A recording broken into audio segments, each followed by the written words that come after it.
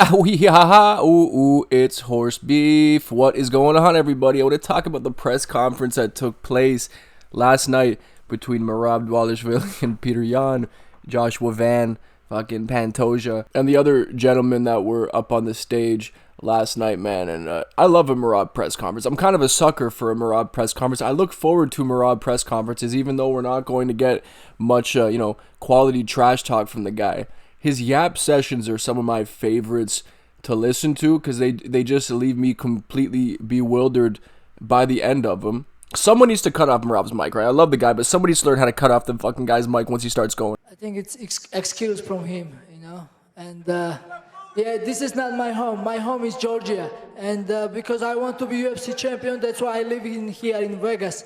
And he can do same too. But I guess he lives comfortable in Thailand. And now he rather travel wherever the fight will be. And I do same. I fought sometimes New Jersey, and it was time I fought Russia and Canada and then many other states.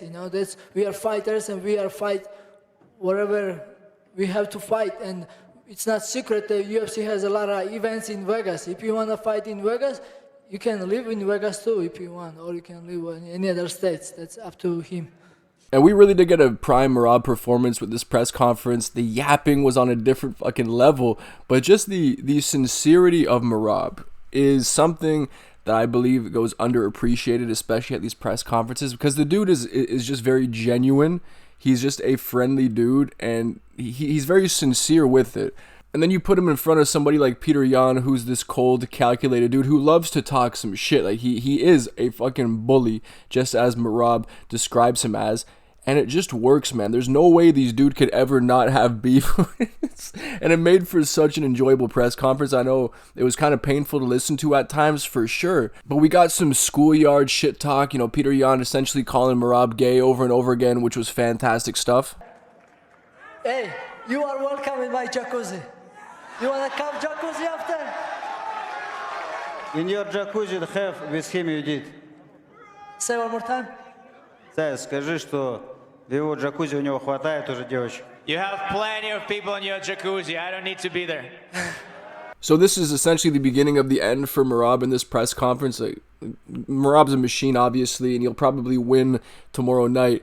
But man, he got eviscerated by Petr Yan. He extends an olive branch to him. Hey, win or lose, join jacuzzi after. You know what I mean? Join jacuzzi. And then Petr Yan starts roasting him, right? But it only gets worse and worse from here, right? But that's just the beginning. Come on, Peter. Just doesn't matter what. After the Я думаю, что в джакузи лучше с девочками было бы зайти. I feel like you should have girls in your jacuzzi instead of who you have.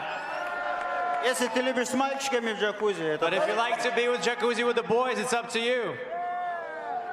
The look of absolute bewilderment on Merab's face, dude. He had no clue that this genuine offer of jacuzzi would be met with such venom from Petr Yan. But he should have known, dude. There's beef between these guys. Peter is the way that he is. He's literally always in bully mode. It seems like 24/7.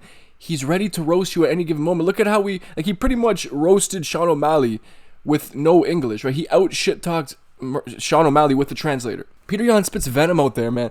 But Merab is just so genuine, so sincere, so innocent that he just played into Petr Yan's trash talk here. And it only gets worse, man. It only gets worse. It kind of reminds me of Yuri Prohashka talking about, bringing the boys from his village and, showing them something in his room after that win against, who was it, Jamal Hill or some shit? Yeah, I'm pretty sure it was. Very reminiscent of that. But this is where Merab saves himself, for sure. What's the problem with girls or boys together? It doesn't matter, bro. We can mix. We can mix, okay. No more, though. No, okay. No more, right? Look, just boys. Just boys! Oh, goodness! Please, no more, Merab, please. Я видел, что у тебя только мальчики в джакузи. All I saw is all you got is boys in yours. Again? All you got is boys in yours is what I saw. Я, если честно, вообще его с девушкой никогда не видел. Honestly, I haven't even seen you with a girl before at all.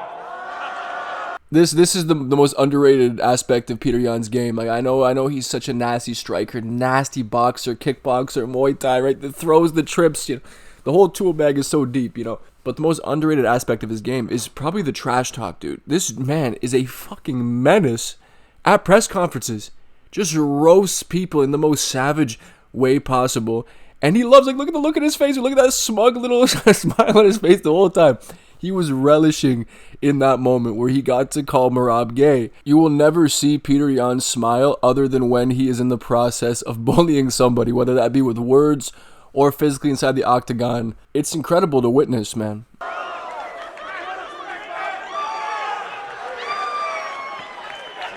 Pantoja, the same question for you. But Merab's a good sport about it, right? We have to give him some credit there. He got completely roasted, eviscerated, but he took it like a champ. And I cannot wait for all the body language experts who are secretly rooting against Merab or just overtly rooting against Merab.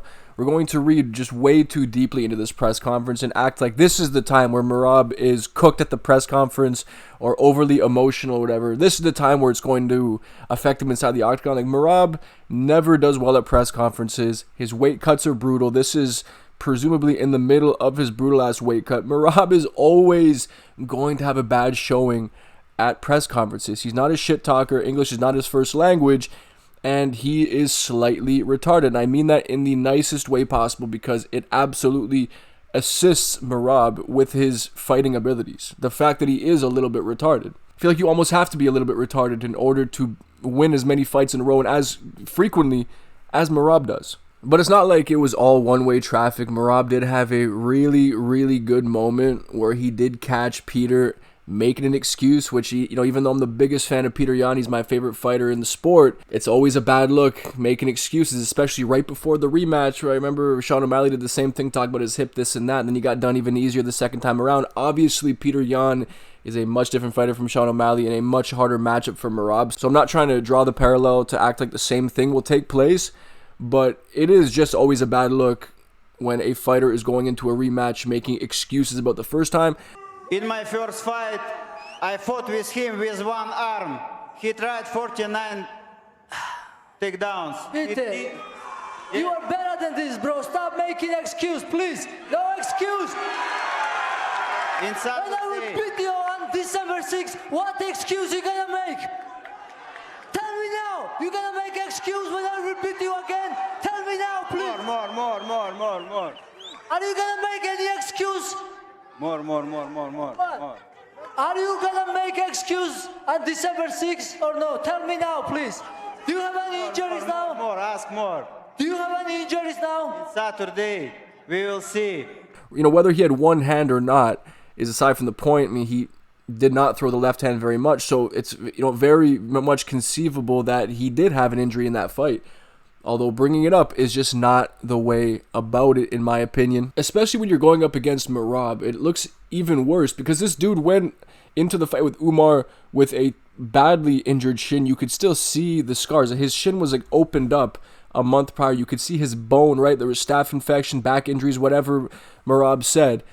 And then Umar broke his hand during the fight, and then that was excuse for why he lost the fight. Dude, Merab and his activity, he has all of the excuses to make, yet he still goes out there and he puts the beats on his opponents the same way each and every time, yet all of his opponents always have these excuses. Now, I find that to be funny. Now, in this case with Petr and Merab going back like that, Merab trying to get him to say whether he has an injury at that point or not, I feel like that was just a miscommunication and Petr Yan not understanding him. But then he does go on to say that he feels great and that this will be a much different performance or whatever it is. So I understand. У тебя сейчас какие-то Это травмы кто есть? спрашивает? У тебя спрашивают, есть ли какие-то травмы? Ребята, я отлично себя чувствую. В эту субботу вы увидите просто меня в лучшей форме.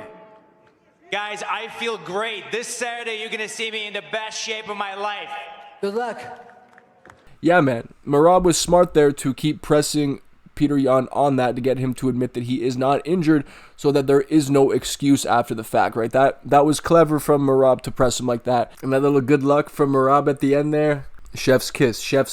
But then Petr also had to get Merab on being a little bit of a retard and jumping headfirst into a lake, frozen lake to be specific. Merab always posts funny videos on his social media. Is there any of his jokes or any of his videos that you found funny?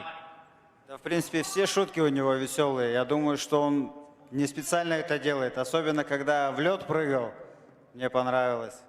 I think that all of his stuff is pretty funny. I mean, he's probably not doing it on purpose, but I specifically like the one when he jumped head first into the ice. Just a verbal slaughter from Petr Yan in the most like schoolyard bully way possible. He insinuated that Merab's gay, that he ain't got no bitches, and also that he's a bit retarded. So listen, he got him on all counts there. Fantastic showing from Petr Yan. Merab has some moments of his own, but between two of them, it was honestly just good fun. It was just hilarious to listen to these guys go back and forth. I love the combination of broken English and translators and all that combined with trash. I love all that shit. So like, even though Merab lost the war of the words here, he still made for some entertaining moments. The yap sessions, all that was fantastic. But aside from their strange interactions, yet hilarious interactions, there was somehow an even more awkward, uncomfortable moment in this on a couple of occasions, right between Henry Cejudo and Brandon Moreno. Just extremely weird and forced from Cejudo. Me and Brandon, we weren't just training partners at one point. Like we used to live together. I had a chance to really reflect on a lot of our careers. Like, yeah, the whole breakup thing happened, but I think it was also meant to be, man. Like, it went off, became a world champ. Yourself, you went out to become a world champ, and I really want to bury this hatchet with you, man. Moreno wanted no part in this, I believe. I don't think that he expected Henry to bring this up at the press conference or a question to be asked, and you could tell that he hated it. And the look on his face right there, to me, says, this motherfucker put me on the spot right now, airing out our shit for the whole world to see. You could tell he didn't appreciate that very much, but he was just trying to save face because they were in a public setting like that. Yo no creo que me tengas miedo, odio, nada de eso. Y también, I want to bury the hatchet. La única manera como es un abrazo, ¿no? So to brush off the limited Spanish that I know, in the first little bit there, Cejudo says something about how he doesn't want to scare Moreno in any way. Then that's when Moreno makes this stink face. And the second one, right, he essentially says in order for us to squash the beef, we have to hug it out, right?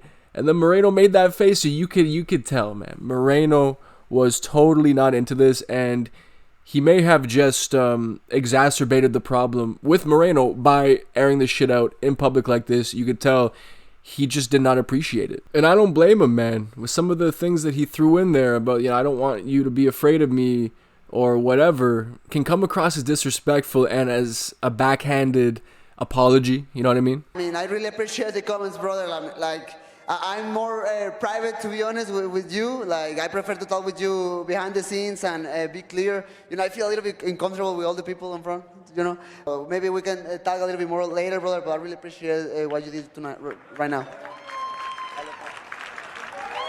Question. So Moreno didn't even really say that the beef is squashed. He just said we'll talk about it later. So I think that confirms my theory right then and there that Moreno was just creasing in his seat that entire time. He probably felt that it was disingenuous from Cejudo, especially because it was done in a public setting. And obviously it was in response to a reporter question, but Cejudo did go further into it than Moreno probably felt that he needed to. And I don't know, maybe I'm just looking too deeply into that interaction, but I don't believe that Moreno was into it at all. But he doesn't come across as mean-spirited whatsoever. He seems like a genuine good dude, and he always has. So this is exactly how I would expect Brandon Moreno to handle it, right? Handle it like a professional. Josh, I want to show you a lot of good skills, but I'm fighting for close 20 years professional fighter, and I'm face off with the best fights of the world, and I want that challenger, I want that moment. I want to feel Josh in the octagon, and I want to bring back this belt to my house. So there's no weird, uncomfortable, interesting interaction going on here between Pantoja or Joshua Van, just complete mutual respect between the two of them, and that was the case throughout the entire press conference. Pantoja really does just carry himself like such a man's man and like such a champion. He demands respect. He really does. Every time he speaks, the man just demands respect, the respect that he shows to his opponents. He's just the greatest example in the sport for what a champion should be, taking on all comers, not looking for padded wins here and there, trying to go after legends who are way past their primes just for arbitrary names on the resume. No, these are dudes, him and Merab both, who are simply concerned with dominating their division and not keeping it stagnant. And we could use a lot more of that in the sport. And coincidentally, these are probably two of the champions that Dana White values the least in the sport as well, which speaks a lot to what Dana White values as a promoter, right? As the face of the UFC, and it's completely backwards. But let's appreciate champions like Pantoja and Merab while we still have them, whether Pantoja retains the title tomorrow or not. Same thing for Merab. These are two of the greatest we've ever seen, and I just wanted to highlight that, right? Just the respect that they show, the sincerity that they show. It's become a rarity at this point in the sport, and I believe that we should appreciate them as long as we still have them around.